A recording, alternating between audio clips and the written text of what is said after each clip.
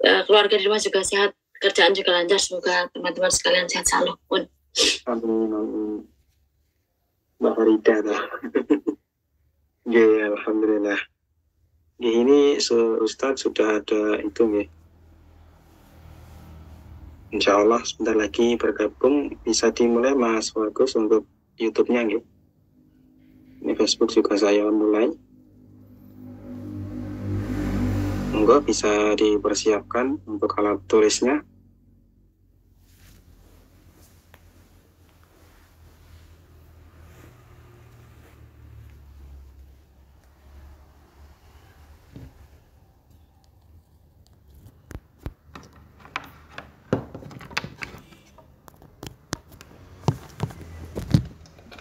Nanti barangkali ada pertanyaan bisa ditulis nih atau bisa bertanya secara langsung. Nggih, bisa.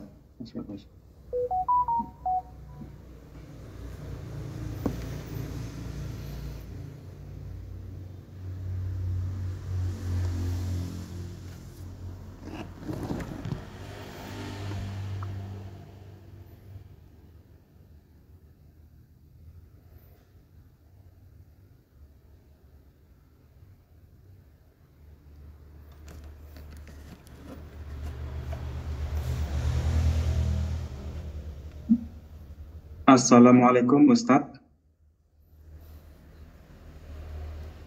Belum terhubung ya.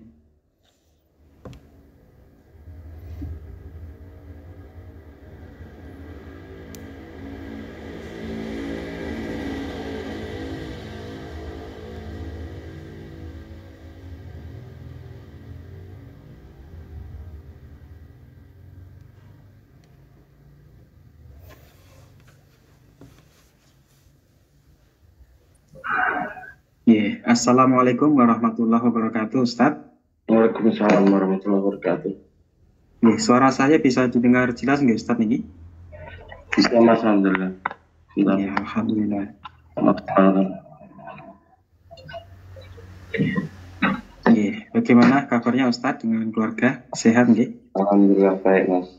Ya, alhamdulillah. Mohon izin untuk melaporkan yang tergabung dalam Zoom meeting pada malam hari ini, Ustadz. Ada 12 peserta, yang dari Korea ada 4 saudara, dari Jepang 2 saudara, Taiwan 1 saudari, Hong Kong 1, dan Indonesia ada 4 insya Allah, Ustaz.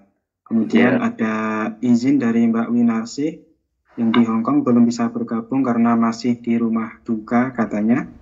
Kemudian Mas Fahri yang ada di Finlandia izin terlambat, masih ada di luar katanya, Ustaz. Iya. Mudah-mudahan Allah mengampuni. Insya Allah, amin. Selanjutnya bisa dimulai, Ustaz. Baik, teman-teman semuanya, mari kita mulai. Bismillahirrahmanirrahim. Alhamdulillah, salatu wassalamu ala rasulillah.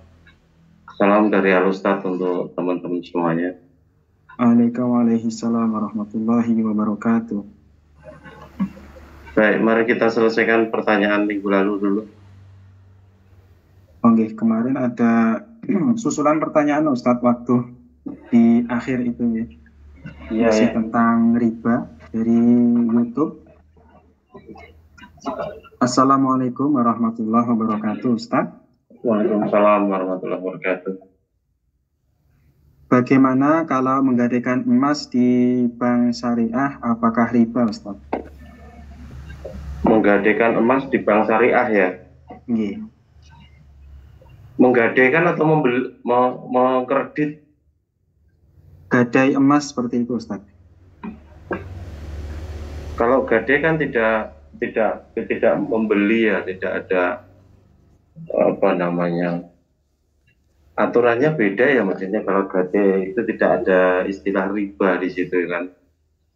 Jadi kalau menggadai tidak masalah.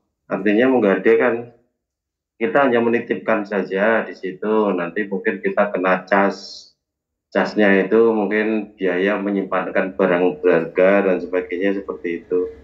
Jadi kalau menggadai tidak masalah, tetapi yang masalah kan mengkredit tadi. Ya, mengkredit emas apakah lewat BSI atau yang lain itu ya, maka kemudian bisa muncul dua pendapat. Pendapat pertama secara dohir, karena emas itu termasuk komoditas ribawi, maka kemudian mengkredit emas itu tidak boleh lewat jalur manapun kan gitu. Apakah lewat bank atau lewat pribadi tidak boleh kan itu, karena secara dohir emas itu disebut sebagai komoditas ribawi kan itu. Ya, akan tetapi kalau kemudian pengambilan keputusannya itu mempertimbangkan ilah atau penyebab munculnya hukum itu sendiri gitu ya. Artinya sebenarnya kan yang namanya mereka itu disebut sebagai komoditas ribawi itu kan karena memang perlu ditimbang, ada timbangan atau ditakar kan ketika transaksi seperti itu. Nah, tetapi emas sekarang itu sudah tidak perlu ditimbang lagi karena sudah ditimbang oleh pabrik. Yang melakukan penimbangan itu sudah komputer, sudah robot itu ya, mencetak dan sebagainya itu. Jadi campur tangan manusia untuk merubah timbangan itu menjadi amat sangat kecil kemungkinannya. Ya, maka kemudian orang bisa mengambil hukum baru di situ, ijtihad ya, mungkin dari ulamanya, pemimpinnya atau pimpinan bank atau direktur banknya dan sebagainya. Kemudian menjadi boleh, yang tadinya haram karena ilahnya tadi, penyebab munculnya hukum itu adalah karena untuk menghindari terjadinya friksi antara penjual dan pembeli yang sama-sama Islam, karena terjadinya kecurangan, penakaran atau penimbangan. Dan di sini sudah tidak dimungkinkan lagi terjadi friksi antara penjual pembeli urusan timbangan kan, karena emasnya sudah batangan, sudah timbangannya sudah pasti kan itu. Nah, dalam konteks itu saya sepakat bisa itu mengambil ijtihad, kemudian mengambil kredit emas itu sendiri itu. Jadi bisa diambil dua hukum itu. Hukum pertama, secara dohir kita memahami bahwa emas itu komoditas ribawi, maka tidak boleh dikredit ya di BSD atau dimanapun. Kemudian hukum yang kedua, kemungkinan kedua adalah karena ilahnya, karena penyebabnya munculnya hukum itu sudah hilang, ya, penyebabnya kan menghindari friksi antara penjual dan pembeli karena terjadinya kecurangan dalam hal penimbangan, itu sudah hilang karena tidak perlu ditimbang lagi, ya, maka kemudian status sebagai ribawi itu juga menjadi hilang kan gitu. Maka kemudian bisa dilakukan kredit tadi karena sudah tidak perlu menimbang lagi kan itu. Nah, itu kalau kita ya imam yang menetapkan di situ. Selama imam tidak menetapkan sesuatu yang baru, ya berarti tetap dia termasuk tidak boleh, haram kan itu. Tetapi kalau menetapkan sesuatu yang baru, boleh itu ditetapkan begitu. Ya, maka kemudian kredit batangan emas itu kemudian menjadi boleh karena ilatnya hilang tadi. Begitu Mas, mudah-mudahan sudah dipahami. Kalau gade tidak ada masalah, gade itu hanya menitipkan saja. Oke. Ke pertanyaan selanjutnya, Ustadz. Assalamualaikum, Ustadz. Waalaikumsalam warahmatullahi wabarakatuh. Bagaimana hukum membeli saham bank konvensional? Contoh, beli saham pada aplikasi Ajaib atau Bibit, Ustadz. Iya. Nah, ini juga susah ya, dari segi manapun kan, dari berbagai segi ya. Sekarang kita misalkan saja bank konvensional itu mengikuti aturan main, artinya tidak boleh uangnya digunakan untuk sesuatu yang haram. Seperti aturan negara sebenarnya kan tidak boleh untuk hal-hal yang melanggar hukum kan gitu ya. Ya, kalau saham itu adalah perusahaan-perusahaan yang baik, artinya perusahaan yang normal, wajar. Misalnya saja, jangan mengambil contoh bank dulu lah ya, karena bank di situ ada perbedaan pendapat, ada khilafiyah tadi kan gitu ya. Karena ada khilafiyah itu nanti pengambilan hukum tentang saham menjadi bias. Sekarang kita bicara saja, misal saja Antam ya, atau apa namanya batubara misal saja, saham perusahaan batubara atau saham perusahaan mobil listrik atau yang lain gitu, jangan ambil yang memang di situ ada subhatnya, ada perbedaan pendapat, ada khilafiyahnya kan itu. Kita bicara misal saja karena pertanyaannya saham boleh atau tidak, kita bicara saja itu misal saja saham dari tambang batu bara gitu aja misal saja. Ketika kita membeli itu kan ada niat, inamal a'malu biniat. Jadi niatnya itu untuk apa kita membeli itu kan itu. Nah, niatnya untuk investasi jangka panjang. Kalau niatnya memang untuk investasi jangka panjang, tidak ada satu dalil pun yang menyebabkan membeli saham itu haram, artinya halal gitu loh. Ya, karena saham itu kan hakikatnya kepemilikan perusahaan ya, perusahaan menjual saham sekian, perusahaan punya aset sekian yang kemudian dijual dalam bentuk saham itu.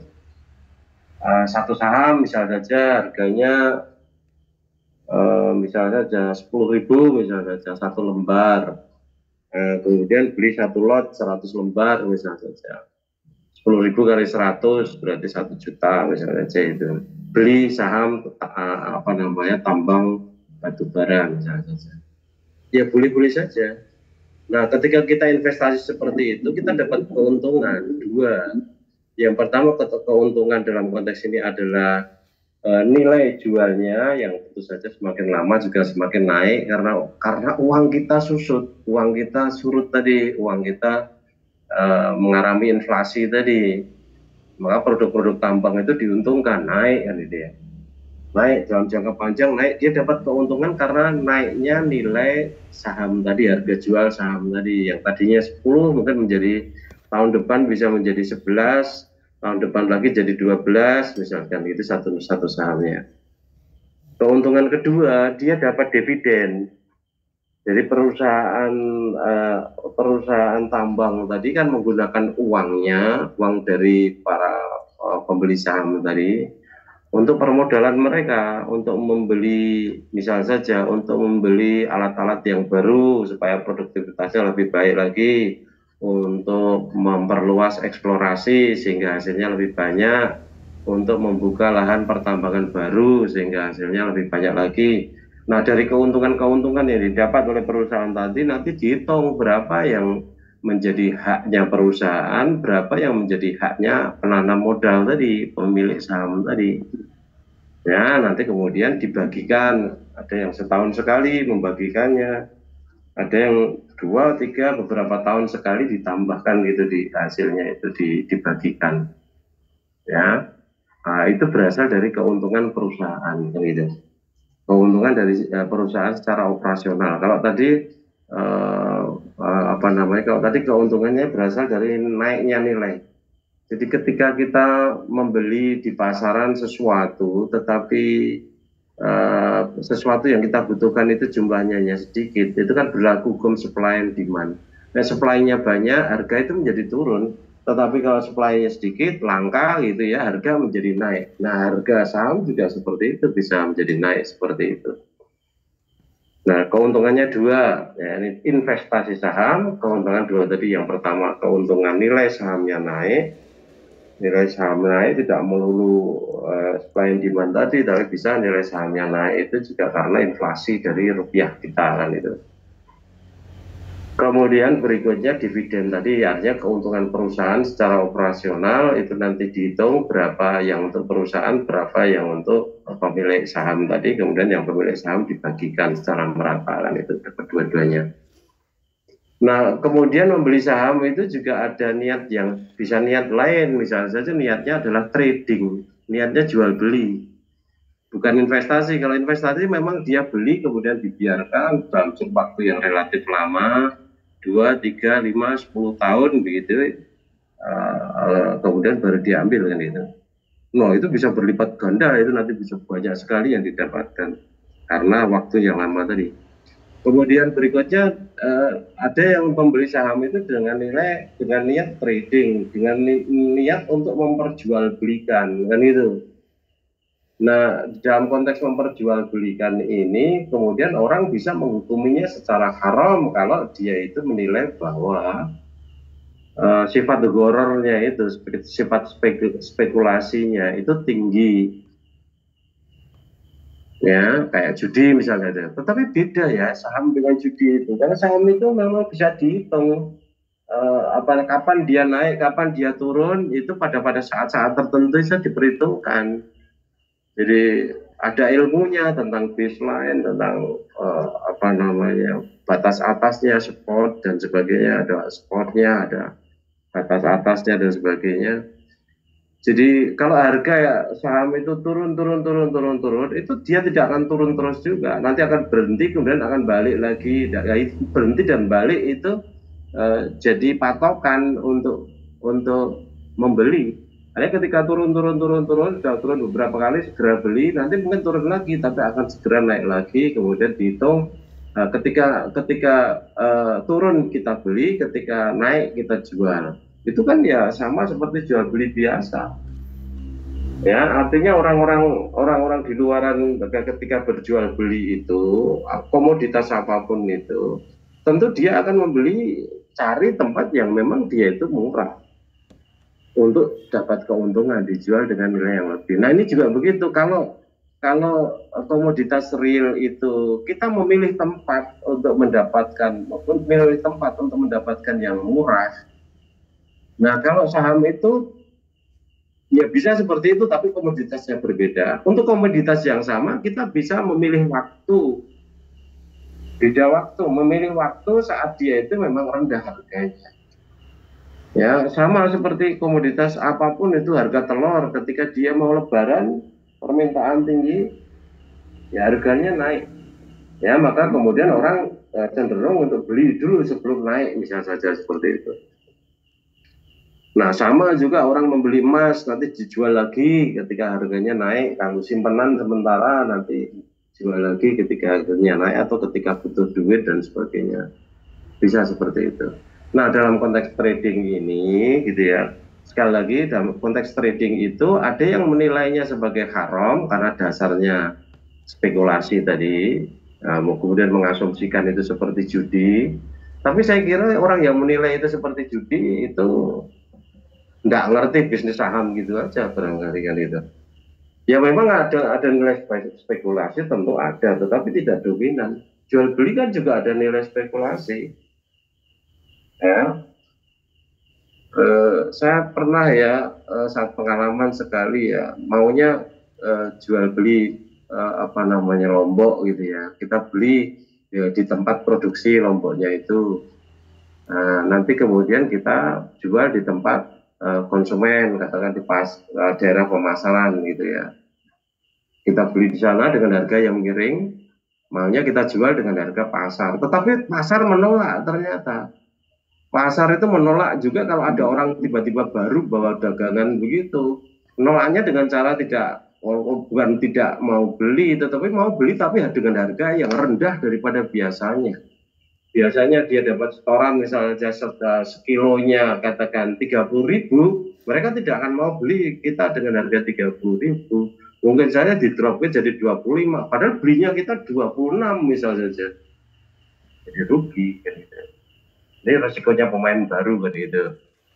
Ya gagal akhirnya itu. Artinya karena spekulasi ada di perdagangan itu juga.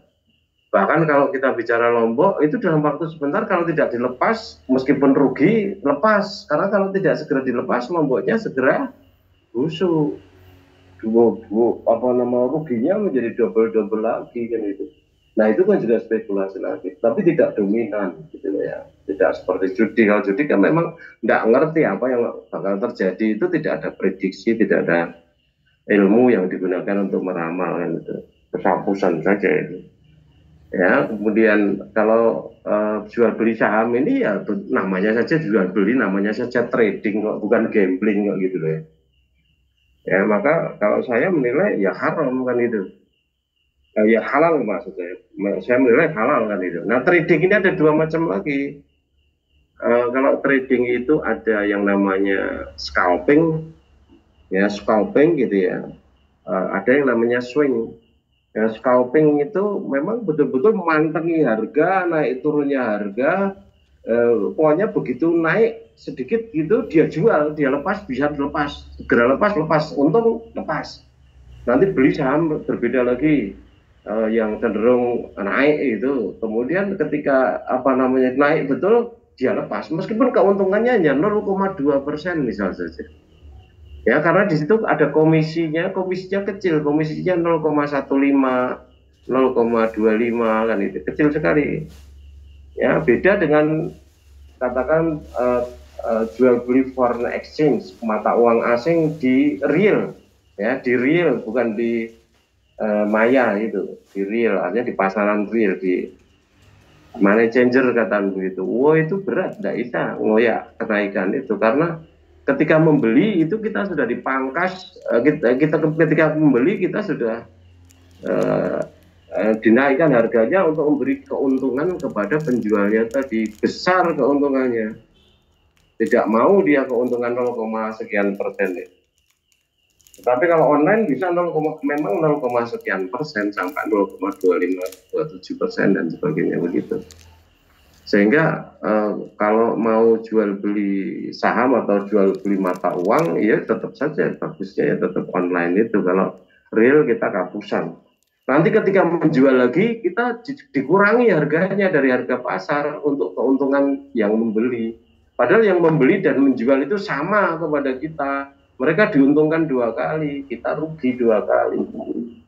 Nah ini Pak, justru yang seperti ini mestinya dohirnya jual beli, tetapi substansinya itu dolim itu, karena besar sekali itu kena keuntungan mereka kan, model seperti itu kan itu. Ya, kalau yang swing tadi ya, yang scalping tadi itu kapanpun dia segera jual, beli memang untuk segera dijual untuk dapat keuntungan, nanti beli yang lain lagi segera dijual ketika harga memang naik, terus dipantengi terus harga itu, pergerakan harga. Nah cara yang kedua itu swing ya, istilahnya swing trading kan itu. Hanya swing itu berayun ke kanan ke kiri ya. Artinya di situ kalau ada yang murah ya beli, nanti ditunggu sampai harganya naik seminggu, 2 minggu, sebulan, 2 bulan, 1 tahun gitu ya. Ada yang sampai 1 tahun itu dijual kan itu. Ya tentu kalau mereka yang memang ahlinya ya semakin banyak transaksi dia semakin banyak keuntungan kan itu. Nah kita harus paham bahwa saham itu adalah komoditas yang belum pernah ada di zaman Rasulullah, dan itu adalah masalah muamalah. Ya masalah muamalah itu antum ahlamu bi amri dunyakum, kamu lebih mengetahui keduniaan. Artinya semua muamalah itu semuanya halal kecuali yang dilarang kan itu. Nah tidak ada yang melarang dalam konteks itu di dalam hadis-hadis kan itu. Nah larangannya nanti trading yang melibatkan jual beli, yang melibatkan misalnya saja ada kedoliman, ada goror tadi, spekulasinya tinggi dan sebagainya. Nah, kemudian ada kecurangan dalam hal nimbang tadi, atau dalam hal nakar tadi, itu termasuk juga dalam kedoliman. Ada penipuan, ada kebohongan. Nah itu menyebabkan jual beli yang tadinya halal itu menjadi haram gitu. Ya.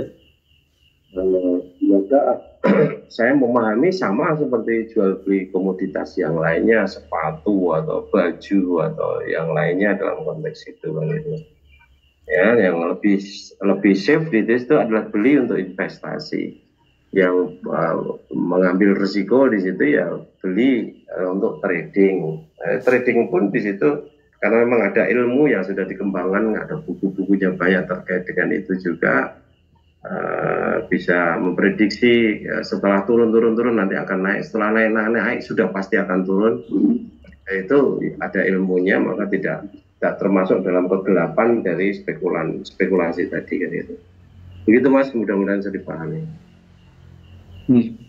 Untuk pertanyaan sementara sudah tidak ada Ustaz. Ya. Baik, kalau tidak ada, kita akan pelajari nama Allah berikutnya, Asmaul Husna. Al-Muhyi dan Al-Mumit, dan itu ya. Artinya Allah itu yang menghidupkan dan Allah juga yang mematikan, kan itu. Muhyi, Mumit, kan itu. Menghidupkan dan mematikan, kan itu.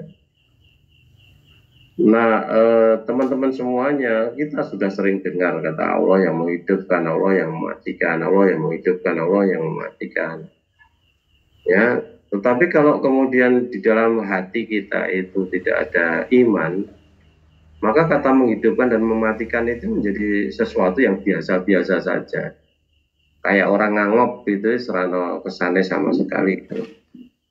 Ya, tetapi bagi orang yang apa namanya beriman gitu ya, ketika mendengarkan Allah Al-Mumit yang menghidupkan itu, ya mestinya kita sebagai manusia itu betul-betul bersyukur kepada Allah gitu loh.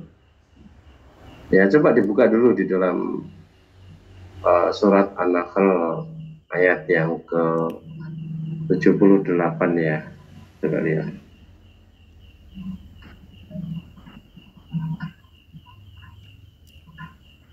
Quran surat An-Nahl surat yang ke-16 ayat ke-78. A'udzu billahi minasyaitonir rajim. Wallahu akhrajakum min butuni ummahatikum la ta'lamuna syai'an وجعل لكم السمع والأبصار والأفئدة لعلكم تشكرون.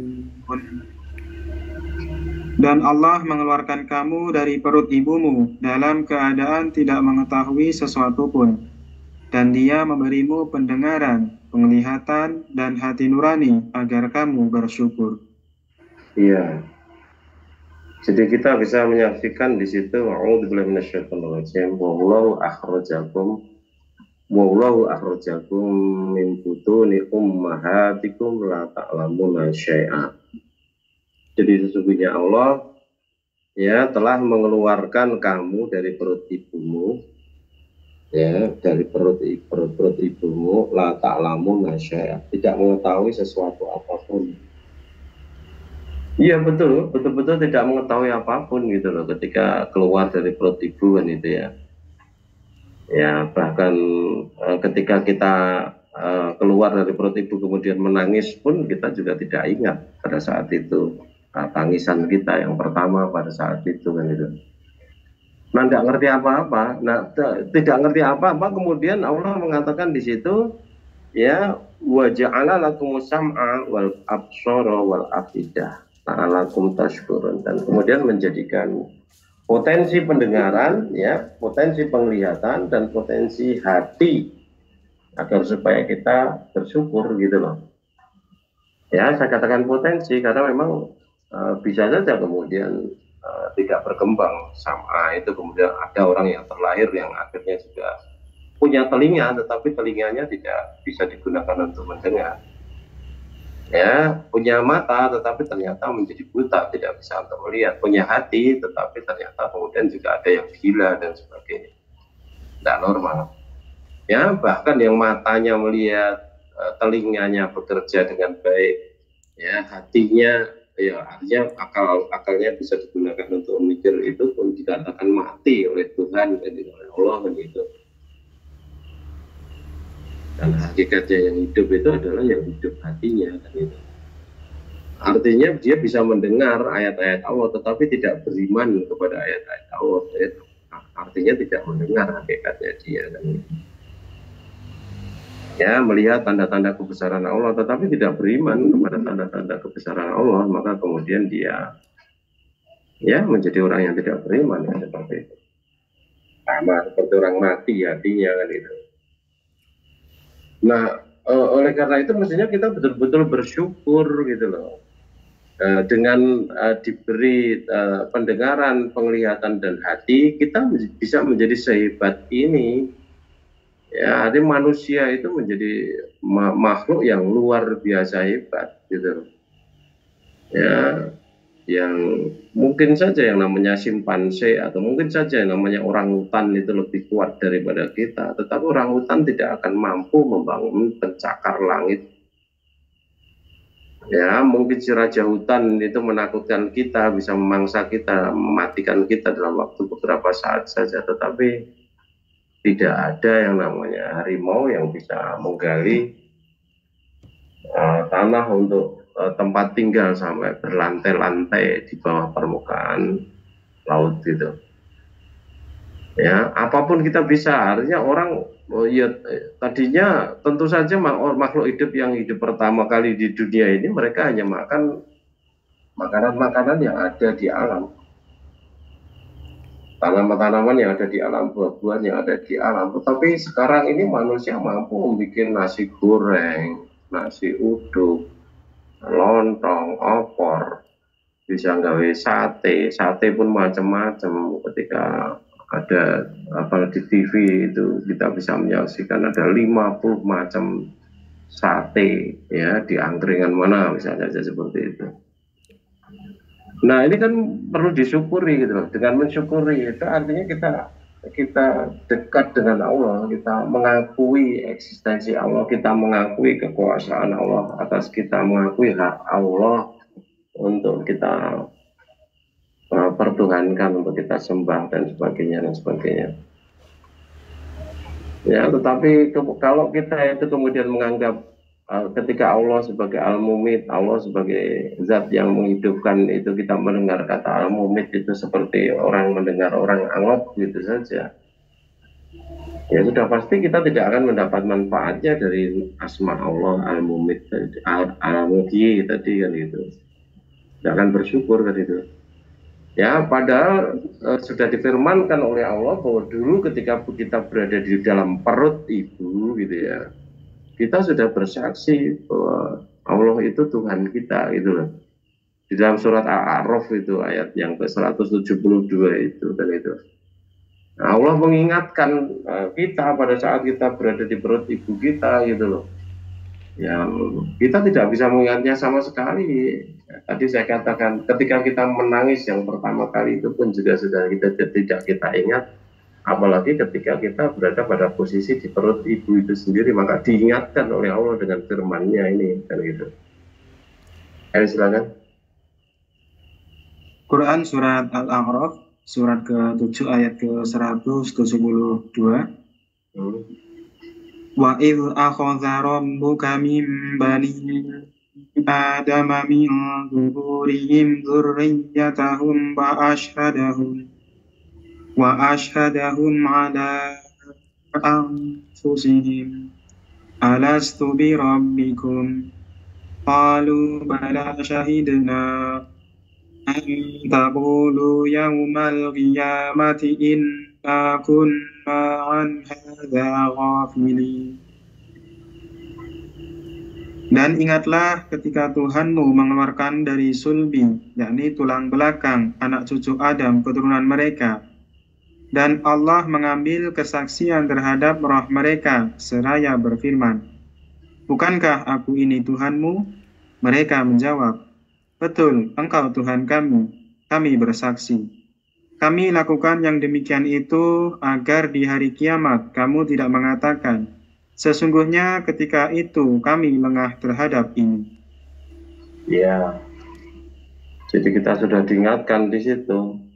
Alastu bi rabbikum qalu bala syahidna kan itu. Jadi bukankah aku ini Tuhanmu? Mereka berkata, mereka menjawab bala syahid. Betul kan itu. Jadi kami bersaksi tentang hal itu bahwa Allah itu sebagai Tuhanku kan itu. Tuhan kami kan itu. Ya, kita ketika kita berada di perut ibu ya, kita masih sama seperti benda-benda yang ada di sekitar kita, menjadi manusia, menjadi makhluk yang taat betul kepada Allah. Ya, tidak pernah ada penentangan sama sekali pada saat itu. Ya, nah tetapi juga tidak potensi apa-apa pada saat itu kan itu. Nah, ketika dilahirkan kemudian diberi potensi pendengaran, penglihatan hati, dan hati itu supaya disyukuri ya ada supaya dimanfaatkan di jalan yang benar kan gitu, sesuai dengan kehendak Allah, sehingga hasilnya positif, hasilnya baik. Ya. Nah kalau kemudian hasilnya kok menjadi tidak baik, berarti tidak disyukuri alias dikufuri kan gitu. Nah maka di dalam surat Al-Baqarah ayat yang ke berapa itu? 29 ya. Kira 29 ya. Di situ dikatakan kaifatak furuna billahi wa kuntum amwatan. Silakan. 38 atau 39? 28 atau 29? Oke. Al-Baqarah. Surat Al-Baqarah, surat kedua ayat ke-28.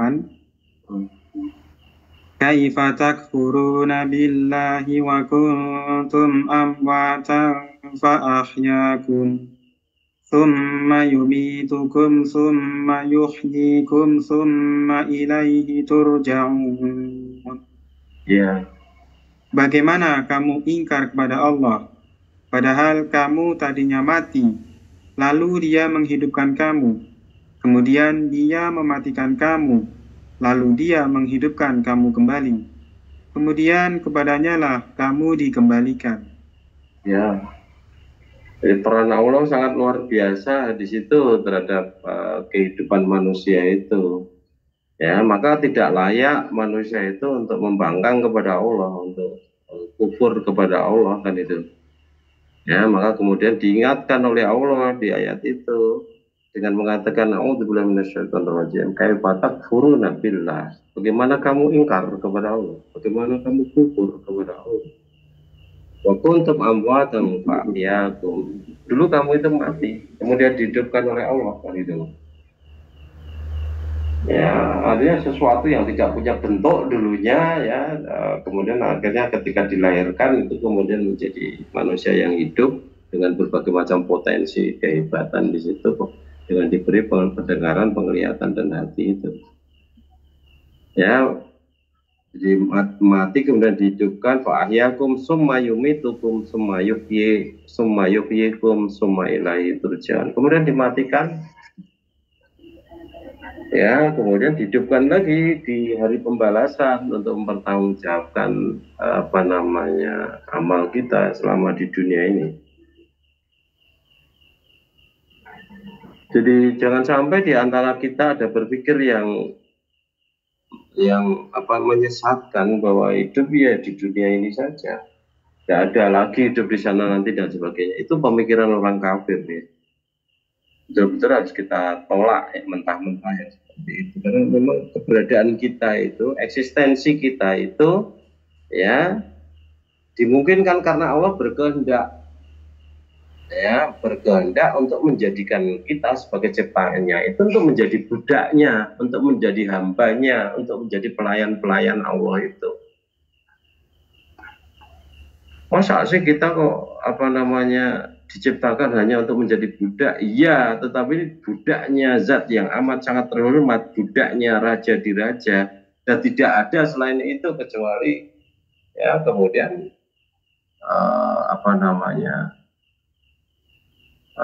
tauhid atau setan. Maka pilihannya hanya dua saja. Ada kita menjadi budaknya Allah atau kita menjadi budaknya setan itu kan itu. Menjadi budak diri sendiri itu ya menjadi budak setan kan itu. Pilihannya hanya dua saja. Menjadi budak Allah atau menjadi budak setan. Menjadi budak Allah itu kita akan berkembang tumbuh menjadi baik, ya, berkesudahan di surga yang penuh kenikmatan. Sedangkan kalau kita menjadi budak setan itu tentu saja menjadi buruk dan akan berkesudahan di neraka. Pilihannya sudah pasti itu aja, tidak ada yang lain kan itu. Ya, nah kemudian kenapa kok kita bisa menjadi orang yang kufur gitu loh? Padahal harusnya mereka itu ngerti bahwa terminal akhir dari perjalanan kita yang panjang itu betul-betul di hadapan Allah nanti dibukakan pintu surga atau akan dibukakan pintu neraka kan itu. Ya, jadi kita tidak punya apa-apa. semua kalau kita sudah mati itu semua sebenarnya yang mewarisi Allah kan itu. Allah yang mewarisi. Maka kemudian harta kita itu tidak bisa dibagi sakarepe, dibagi menurut kehendak Allah dengan Allah itu kan itu.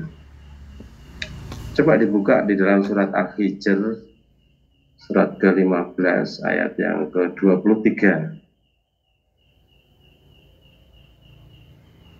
Quran surat Al-Hijr surat ke-15 ayat 23. Wa inna lanahnu nuhyi wa numitu wa nahnul warisun. Ya. Dan sungguh kamilah yang menghidupkan dan mematikan, dan kami pula lah yang mewarisi. Ya. Karena hakikatnya semua yang ada di jagat raya ini adalah milik Allah, ya kembali ke tangan Allah. Innalillahi, segala sesuatu itu milik Allah. Sungguhnya segala sesuatu itu adalah milik Allah. Wa inna ilaihi roji'un, dan sesungguhnya segala sesuatu itu kepadanya, kepada Allah kembalikan. Dan nuansanya seperti itu, Allah yang mewarisi kan itu. Ya, maka kita tidak bisa macam-macam dengan hidup kita itu, karena terminal akhirnya sudah kelihatan nih di surga.